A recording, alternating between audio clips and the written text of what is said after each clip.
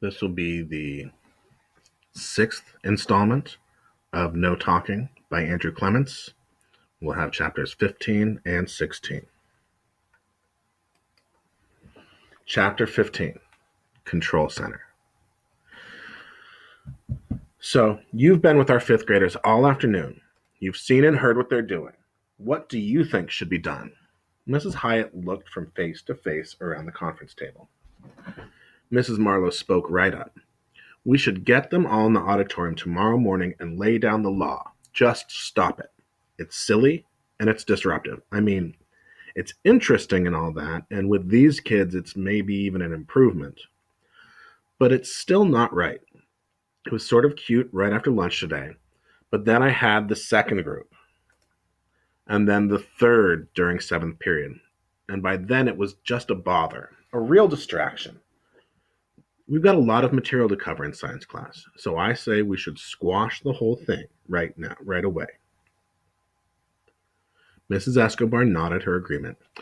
It's very annoying in math class. These short answers they use. It's a game to them, and that's all they're paying attention to. I'm trying to work, and if they're playing a game, it's frustrating, very frustrating. So if this is a vote, I say we stop it first thing tomorrow. Mr. Burton shook his head. But why? It's very inventive what they're doing, and it's creative, and they're all thinking. And I think it's mostly positive too. They're all exercising some self control, which is a big change for this group. I think we should try to have a sense of humor about it and just let it run its course. It can't go on for very long, can it? What's the harm? Well, it's not a problem in the gym, said Mrs. Henley. Actually makes it easier, me not having to yell and all. I've got no complaints. If they want to be like they were this afternoon the whole rest of the year, it's perfectly fine by me. It's not fine by me. That was Mrs. Akers talking. I only get them for music 2 or 3 times a week, and I need to make every minute count. And I asked Jim Torrey, and he feels the same way about art class. I went along with it this afternoon, and we had some fun too. But I can't afford to waste more class time. I can't teach them songs if they won't sing more than 3 words in a row. I just realized something, said Mrs. Overby. You know what that little rascal Dave Packard did yesterday? Instead of giving an oral report, he stood up at the front of the class and coughed for 2, maybe 3 whole minutes. And he was pretending, I'm sure of it, so he wouldn't have to talk. This really has to stop. Mr. Burton said, But don't you remember? We're talking about the unshushables. These kids have been driving the whole school nuts for years and years, and suddenly, like some amazing gift from elementary school heaven, they all stop talking. And what are we going to do? We're going to start them right up again. That doesn't make sense. Why not wait a little while? You see, you know, see what happens. Just for another day or so. What's the harm in that? Mr. Burton honestly didn't think it was a problem. But even if he had, he would have asked the other teachers to back off anyway. He was hoping the quiet time would go on long enough for him to gather more information for that paper he needed to write for his human development class. The principal had heard enough. She was glad to get everyone's opinion, but she didn't want the teachers turning against each other. This was her school. And like everything else, the decision was her responsibility. Mrs. Hyatt said, Thank you for your thoughts. Very helpful. But this is not a voting situation, and I've made my decision. You know I've been trying to get these kids to quiet down ever since they were in first grade. So it's tempting to go along with this activity of theirs and hope it will lead to an improvement. But I think that would be wrong. The sudden quiet might seem easier than all the noise, but neither behavior is really what we want.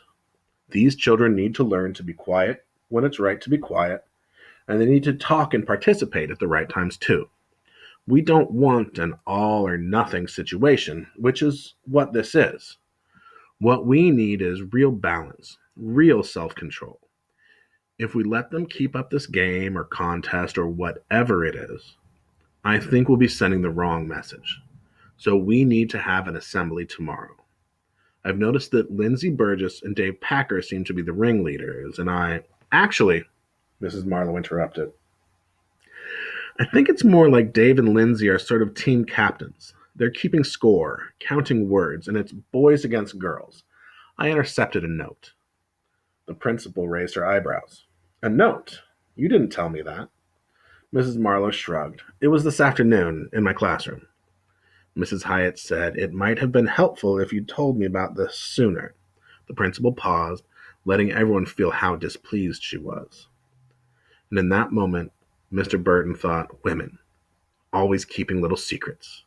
But he immediately corrected that thought because anybody who hangs on to stereotypes about boys and girls shouldn't, especially if he's a teacher. The principal said, anyway, that's good to know. And I think I see a way to approach the problem. So at the start of homeroom, please bring all of the students to the auditorium. It was quiet for a moment. Then Mr. Burton said, what are you going to do if the kids don't respond to your approach?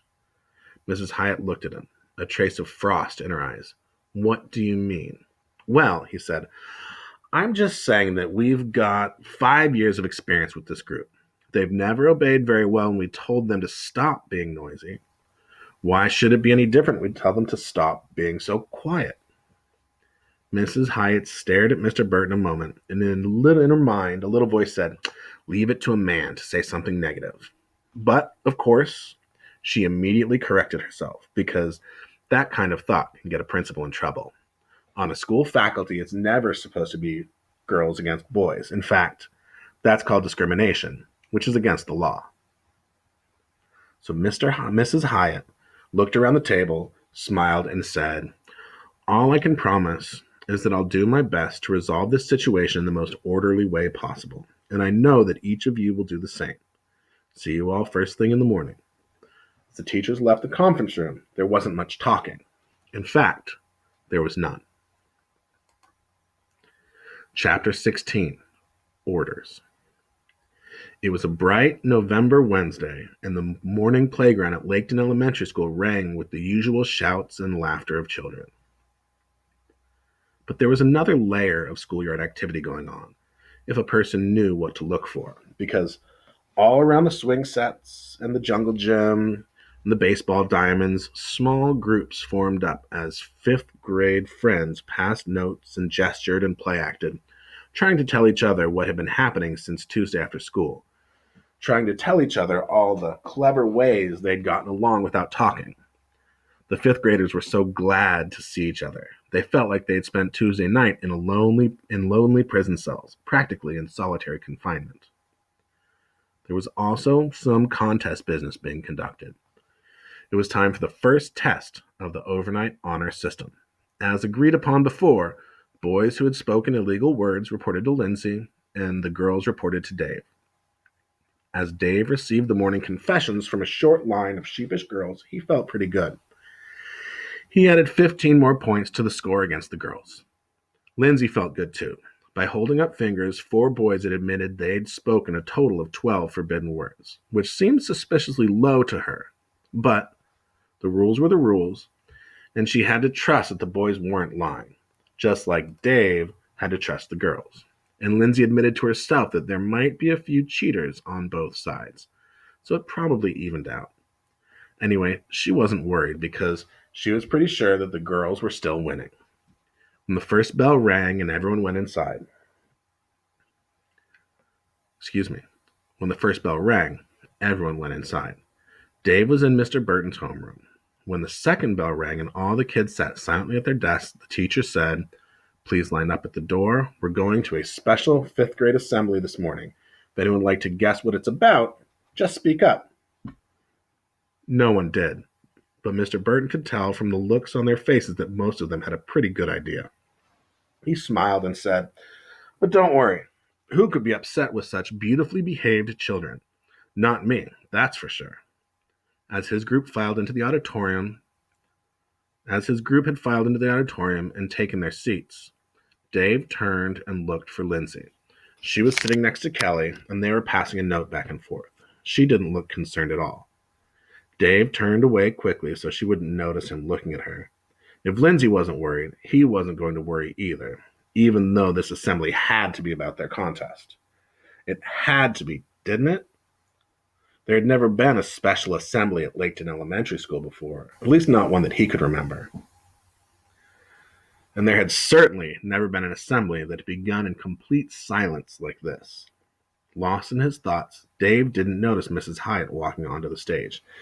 And she said something too, but he missed it. Scott Vickers elbowed him in the ribs, and Dave snapped back to the present, just in time to see the principal looking right at him. Dave, I said I wanted you up here too. In a daze, he looked around quickly and saw that Lindsay was already walking down the far aisle, so Dave lurched to his feet, scooched past his classmates, and hurried down the aisle and up the 4 steps onto the stage. Mrs. Hyatt stood between them, and she said, Now, as you know, students, we always begin an assembly with the Pledge of Allegiance. So, Lindsay, Dave, will you please lead us in the pledge this morning? Everyone, please stand up. The whole 5th grade rose to their feet in silence. Dave glanced across at Lindsay, and she glanced at him, and the look they exchanged was clear. What should we do? Lindsay gave a tiny shrug, and then they each gave each other an even tinier nod. All of this happened in less than a second, and that's all it took for each to know that this was the right time for a temporary truce. Dave and Lindsay looked out across the faces of their friends, nodded, put their right hand over their heart, and turned to face the flag. Signal sent, signal received. These kids hadn't talked for more than 18 hours. Every 5th grader took a deep breath, and if the pictures of Washington and Lincoln on either side of the stage had been painted with hands, they would have used those to cover their ears.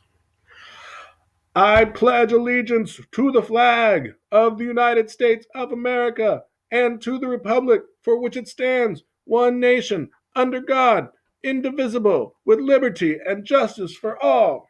The kids spoke with one voice, almost shouting, incredibly loud, amazingly powerful.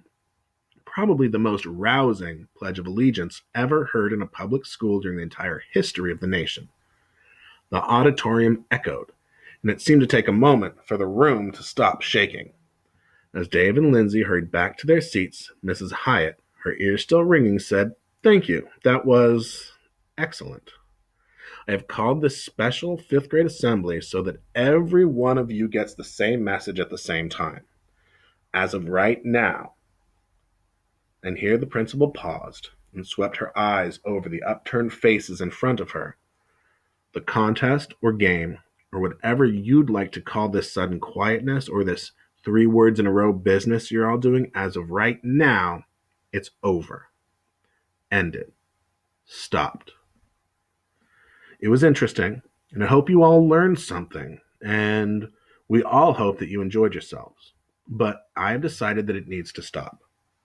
What you've been doing has made it very difficult to have normal, productive classroom activities. And of course, that is why we're all here, to learn as much as we can every day.